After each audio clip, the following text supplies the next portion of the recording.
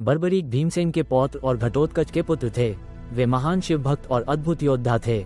उन्होंने भगवान शिव से 3 अमोघ बाण, 3 बाण अस्त्र प्राप्त किए थे, जिनकी शक्ति इतनी थी कि वे संपूर्ण युद्ध को एक ही क्षण में समाप्त कर सकते थे।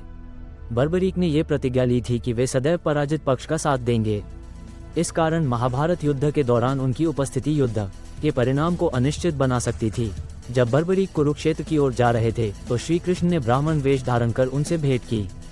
श्री कृष्ण ने बर्बरीक से उनकी शक्ति के बारे में पूछा तो उन्होंने बताया कि वे केवल 3 बाणों से पूरे युद्ध को समाप्त कर सकते हैं। ये सुनकर श्री कृष्ण ने उनकी परीक्षा लेने के लिए एक वृक्ष दिखाया और कहा कि वे अपने एक ही बाण से उसके सारे पत्तों को भेद कर दिखाएं।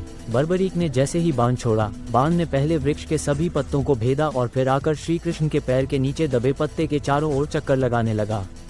श्री कृष्ण ये देखकर समझ गए कि बर्बरीक का बाण अचूक है और यदि वे युद्ध में शामिल होते तो ये युद्ध का संतुलन बिगाड़ सकता था।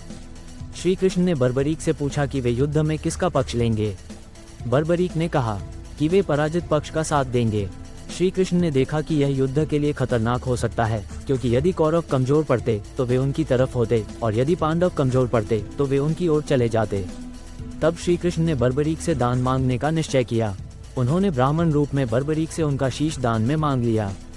बर्बरीक ने बिना किसी हिचकिचाहट के अपना शीश श्री कृष्ण को अर्पित कर दिया। श्री कृष्ण ने बर्बरीक को यह वरदान दिया कि उनका सिर महाभारत के युद्ध का साक्षी बनेगा।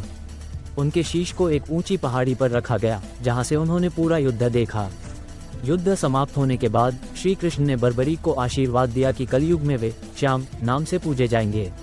आज राजस्थान के खाटू श्याम मंदिर में बर्बरीक को श्री कृष्ण के रूप में पूजनीय माना जाता है। श्री कृष्ण की लीला ये सिद्ध करती है कि केवल बाहुबल ही नहीं बल्कि नीति और धर्म का भी महत्व होता है।